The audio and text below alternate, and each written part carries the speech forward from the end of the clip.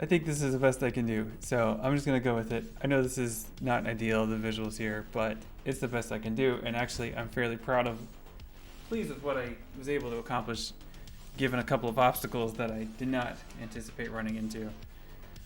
Oh boy. Okay, so this is my Atari. It is actually working, and I say actually, but it's not that surprising that it's working. It's just surprising how hard it was for me to get it to appear on the screen. So let me turn down the music and hopefully show you a couple of things. Oh, that's a low helicopter just went overhead. Sounds like. What you're seeing, this is the Atari game Missile Command, and Missile Command is was first an arcade game. It has to do with defending the world, and it's actually a pretty scary game, I think. Given its audience and its context, it's about nuclear war. And the programmer supposedly created it after having a nightmare about nuclear war. So this is it. It is working, as I said. I'm just kind of double checking and turning things on here. This will be a bit more show and tell than demo. Unfortunately, a couple things don't work, but basically, let me kind of go through what I had to deal with just now. I mean, you don't care because you just see the outcome, but the TV is very, very heavy, and I had to move it. I don't know if I'm out of shape, but it seemed a lot heavier than I remembered. Close to 100 pounds, probably more like 70, but it is extremely heavy. So I had to move it in here, and it's very heavy, but then I had to set it up, and then I realized I didn't have the right adapter to plug vintage electronics into relatively modern TVs. And this is not a very new TV, but it's still new enough that it just has the coaxial inputs, coaxial, and then the RCA, the red, white, and yellow.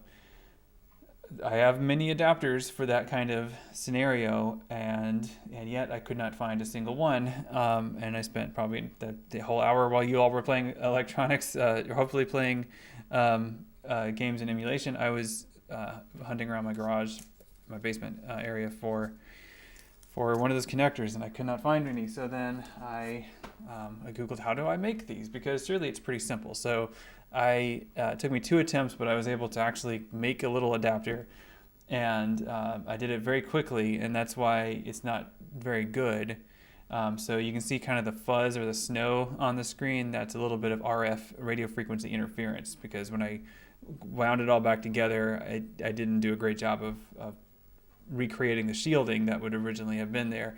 And so basically I took 2 wires and I stripped them and then connected them, but then in putting them back together, I didn't get a super great connection, but good enough to work, and I'm relatively pleased with what I've been able to do here.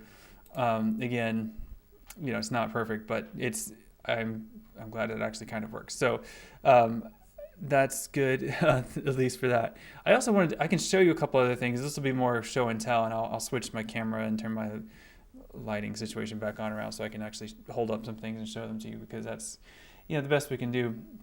But yeah, it's been a struggle getting this set up here, and now my whole room is like this obstacle course of like wires and lamp pieces and a whiteboard that I used to block one window, and it's basically this obstacle course, 30% of which is vintage electronics that are in some cases fairly collectible. And I'm like, it's been a stressful couple hours or whatever it's been. So let me start off, since I have the Atari here, let me try to play a little Missile Command. I'm gonna have to get a joystick, and I have only 2 joysticks here, so hopefully they are 2 of my working ones. I just grabbed a couple from my closet on campus. So let me go get these.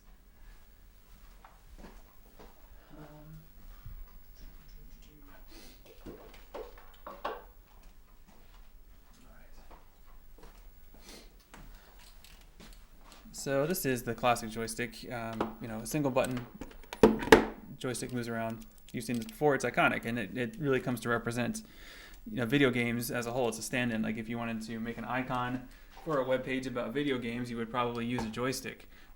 It's a ubiquitous symbol. And it has this kind of connector. This is a 9 9-pin connector. So I'm going to connect this into my Atari Console, which I can show you if I'm careful. And I held this up yesterday, so I can show it to you. You've seen this already, but this is it. Yeah, it's sort of the stereo-looking wood paneling, and I've got a game plugged in there, Missile Command. As you can see, it's got several switches across the top. This is a 6-switch model. This is known as the Light 6er, meaning it's the cheaper 6-switch version that they made in. This was the first like iteration that was manufactured in Hong Kong. I believe it's Hong Kong. The so-called Heavy 6er was made in California, and even before that, it just had 4 switches. So this is and then the other 2 functions were on the back. There are some switches on the back as well. I can hold up here. These are my various ports I'm going to plug into these controllers, but the switches are kind of interesting actually. Just to kind of talk through these. Maybe I'll do I'll play a bit, and then I'll do a more a close-up kind of show and tell in a moment. But let's see if this this one should work.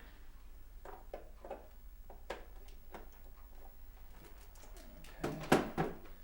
So usually you have to hit reset in order to okay, we're good here. So I'm controlling this thing that's moving left and right. Let me move that out of the way. And this is my aiming. Oh, I can't. Oh, it's slow. Okay. No, I have to look at the game. Okay, good. I was looking at the preview on OBS, and there's definitely a lag there, so I can't do that. But looking at the game itself is fine. And so I'm trying to intercept these ballistic missiles before they destroy my city. And this joystick is a little stiff, so I have to use 2 hands to play it. And it helps to put it on the table here. And I'm not doing very well. That's too low. And yeah, that's so good. Okay, but that's Missile Command. I have some more games. Let me show you some more games.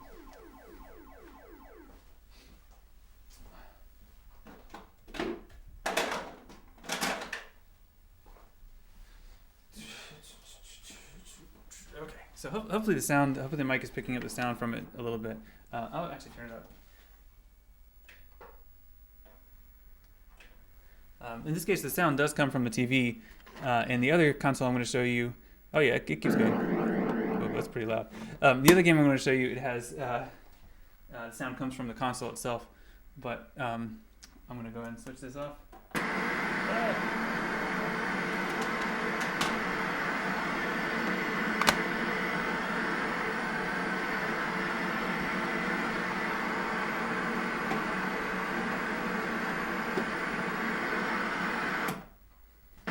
Okay, that was pretty loud. That was static. CRT TVs they make that kind of static because they're expecting radio frequency input, and so what you're seeing when you see that snow is just random radio noise.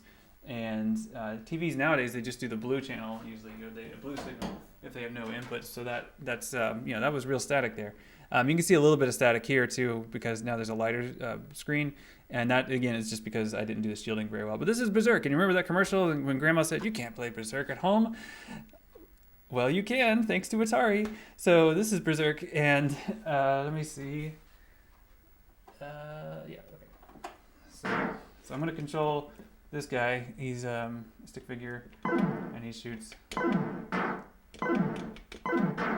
And you actually don't have to clear the level. You can just leave. But these are called automations, and if you touch a wall, it kills you. Whoa! Yeah, so it spawns you randomly, and it's like sometimes a pretty it'll do a pretty inauspicious spawn sometimes. All right, it's actually a really good bass sound on that, like firing that do kind of sound. Okay, so one thing that games have back in this era, they have for the Atari, you can actually set the difficulty level, which usually will just affect your controls. But also, there's usually game types, and there's a game select switch that lets you choose which game type you want to use. That was game type 1. That's the basically easy mode. Let me try switching that out to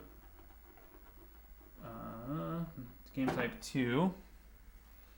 And I hit the reset button again, and this should appear, with this version I should hear or see Angry Auto, or Evil Auto. Evil Auto shows up after if you take too long, basically. Oh, he shot his friend. Oh, there he is, okay. So Evil Auto is a bouncing smiley face, and you cannot kill Evil Auto. You can only run away from Evil Auto. So I think there is maybe one of the other game modes you might be able to kill him, but usually in this one anyway you can't. You're set to escape. So he's kind of like a timer. Like he's kind of like telling you need to hurry up. And yeah. Oh, I did shoot him just then. It just reset. And you see how he's really getting agitated now, and he's coming after me. Yeah, this is actually I think a pretty fun game. I mean, I enjoy playing it. And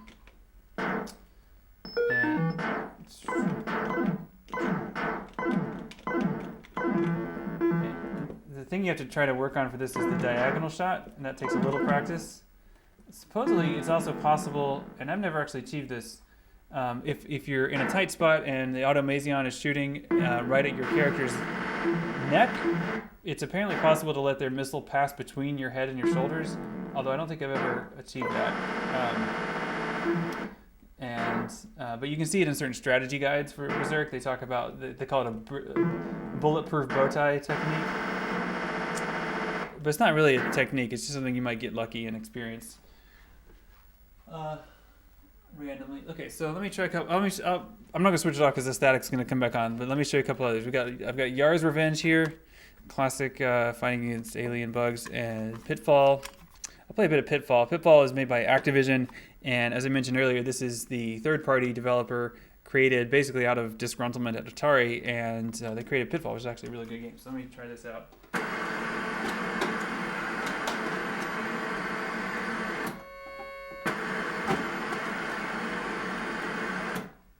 Okay, cool. I don't know if you heard that, but I didn't get the cartridge seated very well, and there's some kind of weird glitching on the screen. Hang on, let me see if I can try this.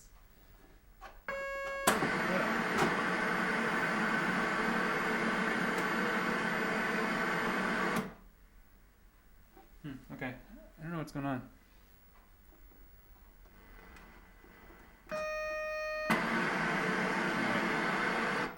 Turn that off for a second.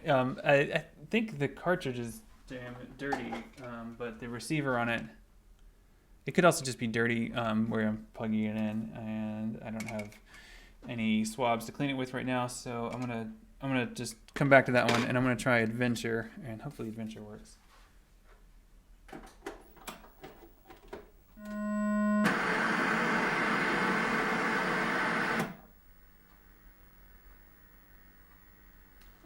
It could also be that my very quickly hacked together adapter is failing, and so it's not sending all of the video channels that it is expecting. Okay. I don't know if this also has color and black and white mode. The console can output either, and that might make a difference too. So I'm going to try it here. Hopefully this works. Okay, cool. So this is Adventure by Atari. Great. So I'm controlling this dot on the left, and I'm picking up a key, and I can use a key to open a castle. I can go in this castle. The button just drops whatever item you have picked up. So this is mostly about driving your character around with the mouse. So this is a dragon. That was a dragon, it just left. I'm trying to collect the keys, and the dragon is going to follow me if I take this key, but that's alright, I can probably outrun him. So this game is made by Warren Robinette, and it's influential for a number of reasons. It mimics, in some ways, text adventure games where you control a character and move through space and try to solve problems. But these problems are very minimal, but it implements really the basic thing you need for this, which is an inventory system, which really is just like whether or not you have a thing. It tells you the inventory is the equivalent of having something in your inventory. Sorry, I'm having a little problem here. This purple thing is a bridge that lets you pass through walls, even if they are otherwise solid. And those guys are not going to let me pick up that trophy. I'm trying to get the trophy. They're actually protecting the trophy, and And let's see, yeah, I know they do make those, and I have them, and that's the issue. I don't have them here. Oh, and I just got eaten. Okay, they so yeah, this connection, Lotsie, that I just made I spent literally 8 minutes on creating this, so that's why it's bad. But I own several that are very good, and I just don't have them. Okay, so what happens when you get eaten? You have to reset the game, but it actually remembers the state of your game. So that trophy is still up here, the trophy or chalice or whatever it is. This is a blue maze, by the way, and I've got it memorized. But if you are playing this game for the first time, it can be kind of confusing. It's pretty easy to get lost because it's non-Euclidean, meaning like you go in one side and you come out a different other side. Man, come on, guys. See, like maybe they'll follow me here. They got me again. Okay, this is annoying. So some of it is just sort of luck of where you end up that makes the game easier or harder. So this game, the other thing about this game that's noteworthy, I mentioned Warren Robinette created it, and he included his name in here as an Easter egg, and you can unlock it if you know how to, and if you manage to pull it off. Oh yes, I got it. Okay, so I need to concentrate here. It's only available if you play on game mode 2 or 3. So I'm on 1 right now, which is easy mode. So I can't actually access the Easter egg, but if I switch, I can get to it on 2. But getting to it on 2 is not easy even. So it's actually just there to the right. Like if I could go to the right through this wall, the Easter egg is in that room. However, I can't go through that wall unless I have a special object, which I don't have, and you can't get to in here. So I just won. The special object is an invisible dot, and one thing you'll notice that is as you play, like the colors of the walls kind of change, and that's because it's recycling colors, so everything is the same color, and so there's a small number of sprites, and he managed to save memory by making, there we go, certain things the same thing. It's kind of hard to explain, but basically it recycles imagery, and there's a trick where it will recycle the image of an object that you're carrying and turn that thing in that room the same color as whatever you're carrying. So right now I'm carrying the bat, so I think it'll turn black. Yeah, it's actually glitching. Yeah, so but you can actually pick up something. If you find something that's gray, the same color as the background, then that wall on the right effectively disappears. But there is a thing that's gray, but you can't see it because it's gray, so it blends in with the background. The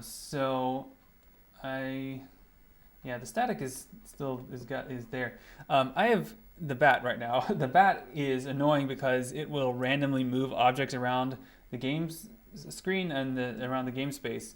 And so it can often be very difficult to find where he's put things.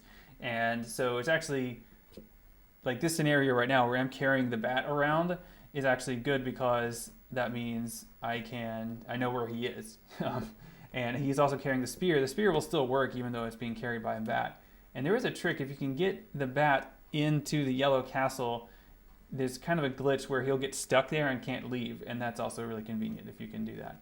So anyway, this is the other maze. And it's, there's the dragon. Yeah, the static is getting worse. I think my connection is getting weaker. So I think that's probably about all I'm going to show you. But Yars' Revenge is great. Adventure, Pitfall, there's a whole bunch of these. Cool, so I'm going to take a look and see what you all got a chance to play and maybe comment on some of that. But if you did...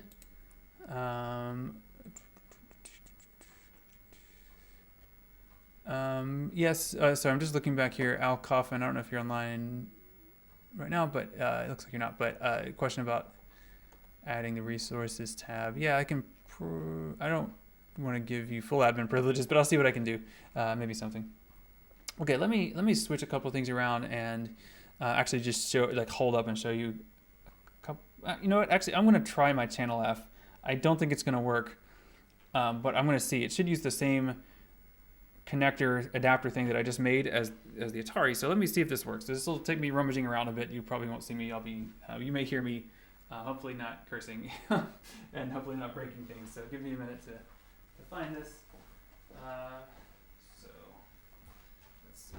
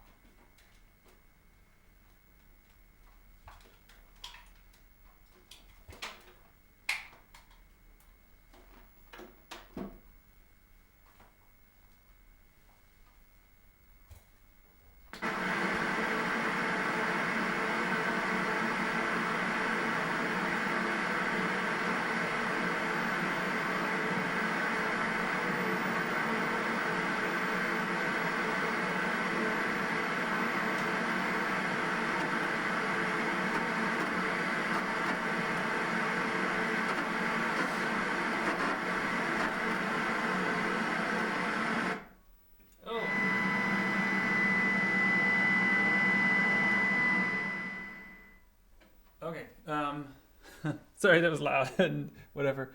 But the invisible mode. Okay, good. Thanks. I didn't. I'll follow up with you in a minute.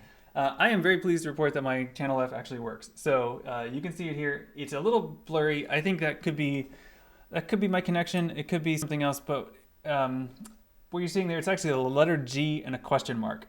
So what it's doing is asking me what game do I want to play. And I am very, very pleased that this works. I was nervous that it wouldn't work at all. And then the connector thing happened, but it works. And so I'm relieved. I noticed my video is kind of delayed off of my audio, and so I don't know how that's, I don't know, but that's it. I can't do much about that right now, so I'm just going to run with it. It's G for game, like which game do you want to play? And these don't use discs. These use video carts, as they call them. Oops. Actually just switched off my monitor. What happened there? Oh, there we go. That was weird. So I couldn't see my preview. I showed you video cart 16 earlier. I have 3 video carts, and what I think is really cool about these is the design of the packaging looks really 70s and retro, and just like the rainbowy stuff, like really cool. This is Dodge It. I don't think this cart actually works. Let me see if I can find out. Where's the other ones? Oh yeah.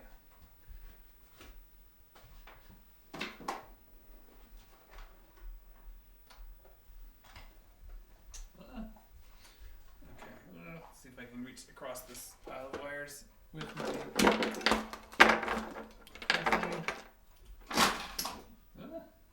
okay, that's fine. Okay. I got it. Okay.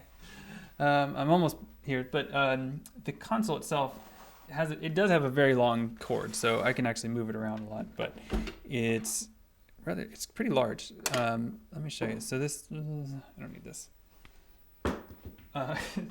Throwing screwdrivers. So, all right, here we go. This is the cartridge, the console itself. Ooh, it's messing with my other webcam.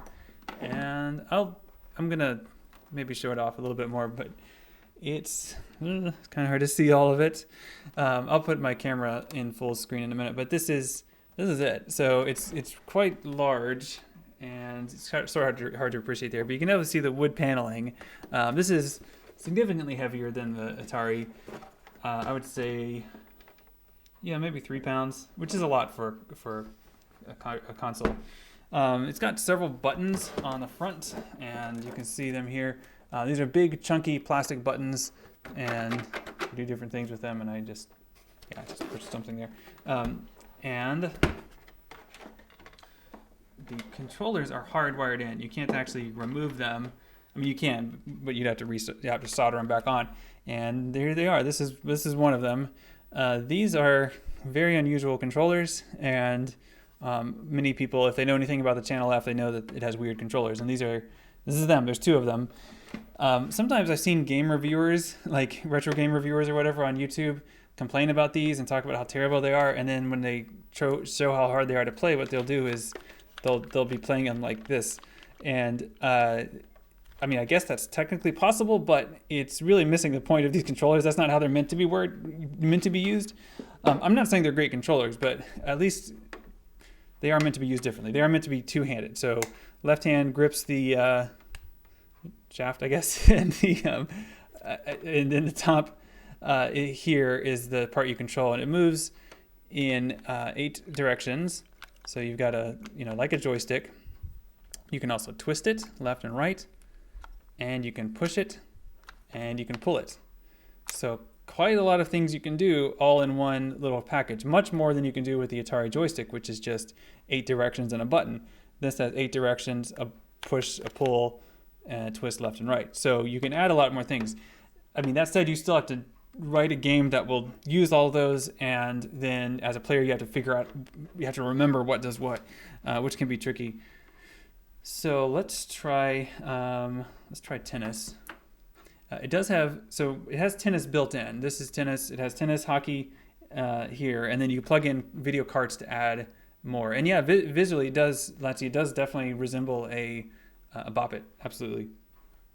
Okay, so now it's, what does that say? I can't read the letter. It's something. I think it's an S and a question mark. So I think it's asking me how long of a game I want, and I have options here: 2 minute, 5 minute, 10 minute, or 20 minute. Let's do 2 minute. Or is it asking me to start? Oh, wait, no, I don't want that. I really like the visuals on this game system for some parts of it, but like the graphics are very poor ultimately compared to the Atari. Let me see. Let me just reset. Let me start over again. You have a very limited color palette if you are writing things for this game. It actually has a screen buffer, but it has, in building a screen buffer and having like a minimal BIOS, like it just can't do very much. Whereas the Atari actually skips that entirely and lets you address the screen directly through the processor. It's kind of hard to explain, but it gives you the programmer. It's harder to program games for the Atari, but they can be much more interesting games as a result. Let's see. Let's do that. The Channel F system also has a pause button, which the Atari does not. So that's kind of nice. It's called hold. It uses the word hold here instead of pause. Let me see if I can. Oh, there we go. Hey, we're moving. Okay, cool. So I guess I'm controlling the one on the left, obviously. And if I had somebody here, actually, I might be able to find a second player. Let me go see. Hey, here. What were you doing there? You look like you got in trouble. Here, I need some help playing. I need the second player on this game. Ow! My ears are ringing. Sorry. Do you want to be on my? Sorry. That's a headache. Can you handle it? This? No. Come here. Stand over here on my right. Oh, is it Pong? No, it's not Pong. It's tennis for the Channel F system. We're live streaming right now. Okay. Oh no. Okay, just hold that in your left hand. Left hand. Other left. Left. Okay, and then hold that in your right hand. Yeah? And so you're going to move that thing on the right up and down. See the paddle? Like push forward to move the paddle up. You're controlling that paddle there. You should be. No. Yeah. It's like a joystick. Like you go. See what I mean? What do I have to do with it? Try and bounce it? You're trying to keep it from getting past you. There you go. I'm bad at this. That's okay. I've had more practice. That is true. All right, so let's try a different game. Okay, let's let Wendy try hockey. Okay. How do you play? I've never heard of hockey. You've heard of hockey, the sport of hockey. Well, I've heard of the sport. Okay, left hand on the upright part, and then this game. Don't touch that over there. Let's see. Hockey is sort of complicated. So I'm controlling red, and you're controlling blue. And sorry, it's so blurry, but once we start, actually I don't remember. So let's just start. Start. Right. So you actually can twist that knob too, and that controls the twist of your front player. Okay, And you can, I see that. right, and then so your goalie, you can move up and down by pushing and pulling. So I see that. It's a lot to keep track of. Whoa. Right, get out of the loop. So it's, you can move up and, it can be a forward and kind of try to take it in. Oh, I just scored on myself. Right. So. That was it. Surely. No, it was not. Surely this has better collision detection than that. Alright. How old do you think this video game is? Pretty old. Yeah. Which do you think is older, me or this video game? Old. I know, but which one is older? You. No. This is fun. It actually is, right? Are you gonna have to take this back to your office, or can we keep this here? This is mine. I own this. Yay! Do you really want to keep playing? It's fun. Is it? Okay. It is. I scored. Okay. I gotta. So we'll let the timer count down, I guess, and then go on to something else. I want to play. I think I just... You guys we can play later. whoops. Right? So yeah. Oh, I keep scoring on myself. Nice.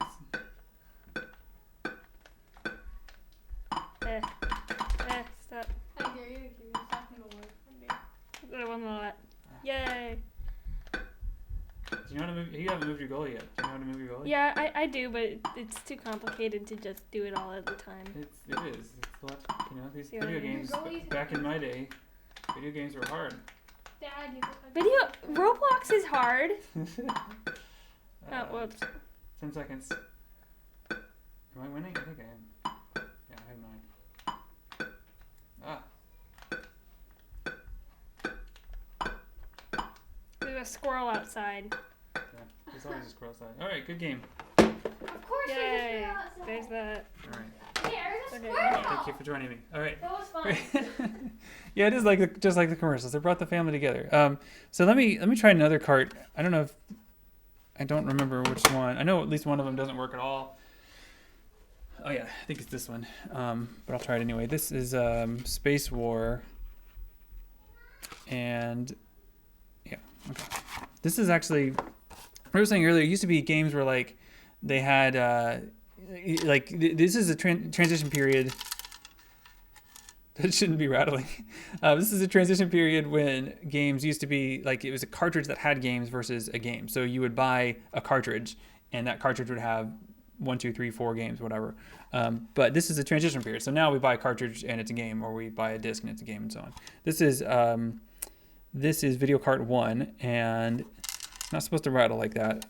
Probably just a screw, but there shouldn't be anything loose in it. There is a spring, like this is actually a spring-loaded thing, and so when you stick it in, it pulls back, and then that's the part that connects with the actual console thing. The part that you plug this into visually resembles an 8-track player, and this also resembles an 8-track tape, and that is definitely on purpose. But let's see if I can get this in here. Okay, oops, yeah, that seems like it's... Oh, maybe I should have turned it off first. This one has an on-off button way in the back. Ooh, neat. That's pretty, but not what it's supposed to look like. Let's see. It's actually kind of hard to get out. Oh, there's it. Yeah, I forgot. Let's try that. Huh. I mean, kind of interesting looking. But it's not supposed to look like that. Okay, let's try.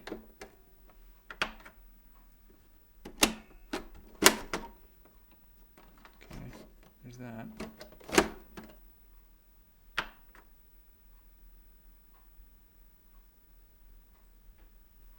Huh. That's slightly better in that it's not showing me like glitchy stuff, but it's also not showing me a game, so that's not amazing. Okay, let's try my other cards.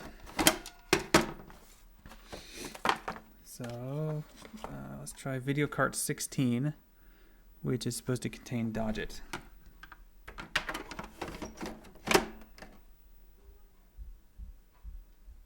That's different.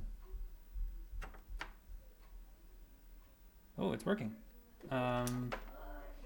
So let's do. Oh yeah, this one. Right, I remember this one now. Yeah, which controller's working? Okay, the right is player 1.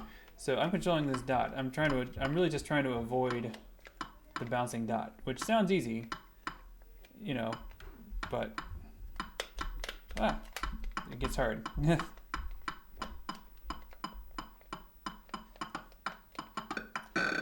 then it does this cool explosion thing when you get hit by the thing.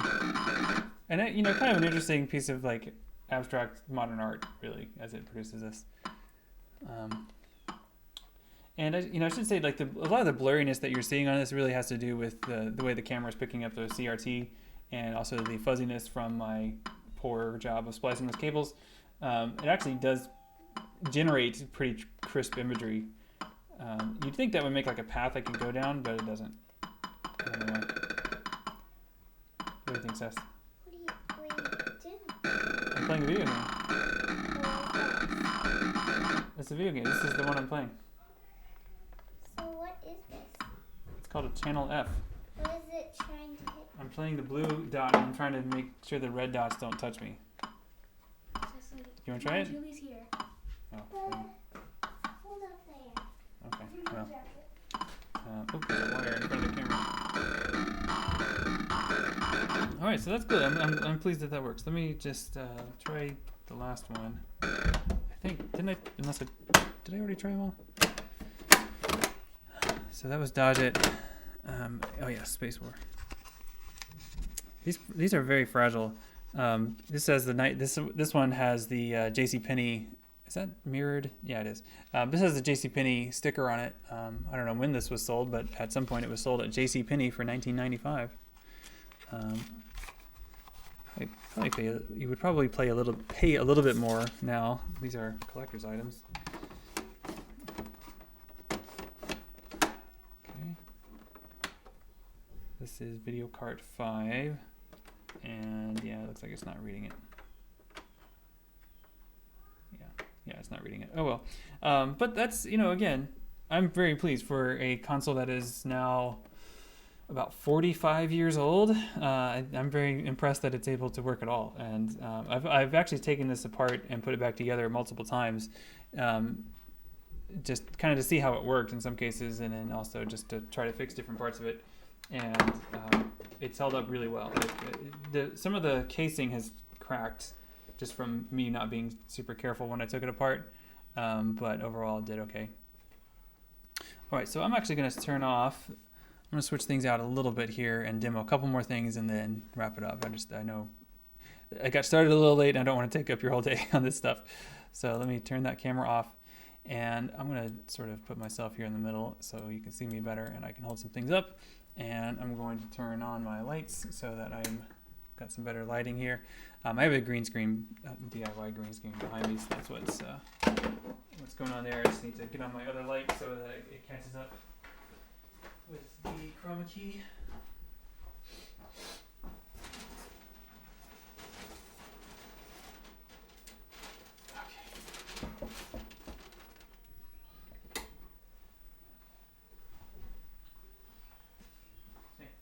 Do you need to have that on? Yeah. Do you need it? No, it's just making my head hurt. Oh, the TV? Yeah. Thank you. Is that better? Okay. Sorry. Okay, great. So, yeah, my chroma key is still looking fuzzy. I don't know why. Sometimes it's like that. Go ahead and change the lighting out here. So my daughter just now, she actually was complaining about something actually kind of interesting, which is that CRT TVs, they generate a high frequency pitch. And I don't know if you could hear it across the stream. Probably not.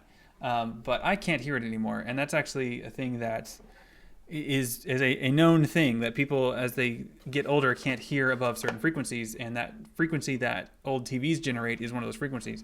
I remember I used to hear it, and it used to bother me. It doesn't.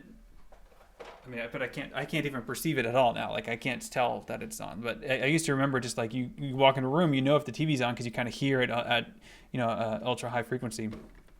But I can't anymore. But my kids can, so they ask me to turn it off. So this is, let me see, I can probably show you this a little bit more detail if I make myself a little bigger on here.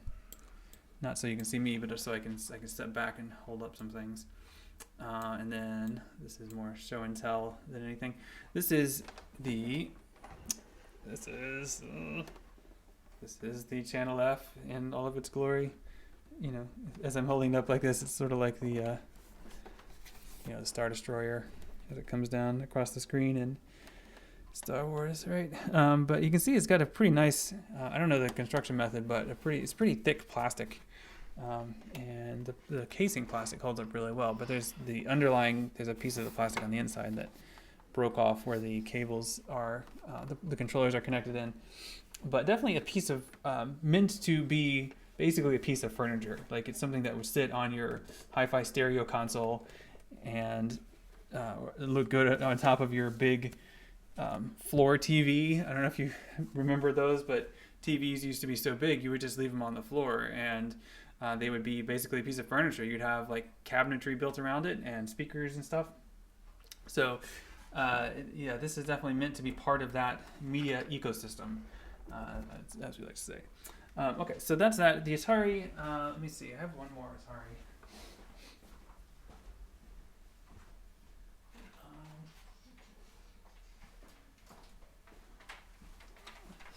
So this is actually also an Atari 2600. I held up my other one a minute ago, but this is another one, a later model, much smaller, but it plays the same thing. The inside, the circuitry on the inside is all identical. The key chip, the MOS 6507A, I think, is the same. It's just a smaller form factor and also like a slightly different aesthetic, I think. So this to me looks more 80s than 90s. Just kind of generically, you've got the rainbow and the sort of fake brushed steel look. It's actually a sticker, but it's it's there to look. Ooh. Oh, you know what? I just discovered. You know how when you get a new phone and there's like a plastic film on that phone, and then you peel the plastic off. This still has the plastic coating on it. Ooh, oh man. I'm gonna leave it on. I think that actually might be steel. It is. I think it's actually steel. It's actually got a brushed steel bezel there. That is so cool. I did not know that. So you see what I'm doing? I'm not gonna do it. I'm gonna save it. Because it's protected this particular console for 30 years or so. That is awesome. I had never noticed that before. I'm really happy to discover that. So my day is getting better. This actually was, this particular console belonged to my colleague Chris Foss when he was a kid. But he knew I was interested in these, and he had it, and thought I might want it, and I did. So the other one I want to show up, and this is just me. I'm going to have to just hold this up. It doesn't work. It's my Vectrix, and it is down here. It's sort of heavy, but not too bad. This is a standalone. It's meant to be a standalone game console. Like it's meant to be like an arcade game. So it has the vertical arrangement of the CRT, like a lot of arcade games do. And let's kind of set it here. It's a vector display, so it's a CRT, and it displays imagery by spraying electrons in lines on the screen, and it makes a really crisp image when it works. Now this actually does produce a sound that I can hear. It's just, I don't know why it's just slightly, it could be because it's a vector display instead of a raster display, but I can actually hear the CRT on this one, but not the other one. So, but it doesn't work. I can't. I've tried to turn it on. It doesn't work. And this one is makes me a little nervous to take apart. If you've ever, if you get inside of electronics that have cathode ray tubes, they have capacitors that store a tremendous amount of electricity, which they need to fire up the gun. And if that amount of electricity discharges into you, it could kill you. So they're not safe to like poke around in unless you know what you're doing. And I barely know what I'm doing. So I am very, very careful whenever I do that. But I thought this was interesting too. This is the controller that comes with the Vectrix, and I wanted to kind of show you how it looks. It's actually mirror image. So let me flip it around to show you what it actually looks like. Because I think if I do that, you'll see a bit more readily. There I am. What it kind of resembles. So this was 1982, but if you look at it, you've got a D-pad. Yeah, a D-pad on the left. This is actually a little joystick, and then you've got 4 buttons. And just in terms of the arrangement, it's kind of a strange forerunner to the Nintendo Entertainment System's controller, which has the D-pad, the plus sign D-pad, and then the 2 buttons on the right. In some ways, this looks a lot like it, and you could certainly play it in a similar way, like with your thumbs, for certain games. The only game I actually have for the Vectrix is there's an Asteroids kind of game that comes included and built into the system, and then I have a version of Berserk for Vectrix, but it doesn't actually. All the buttons do the same thing. They just fire the missile whenever you push them in Berserk. But in some games they have more complicated things. But Vectrix is one of those interesting consoles. It's something that could have been a big deal and just never took off, and for various reasons. But there is kind of a cult following and a fandom for it. It's actually a really fun game to play. The visuals are really, really crisp, and they move really smoothly, and I think a lot of people respond to that.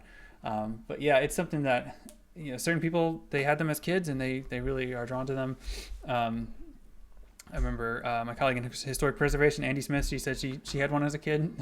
So when I plugged it in mine and turned it on, she got pretty nostalgic and had some fun playing with it for a while.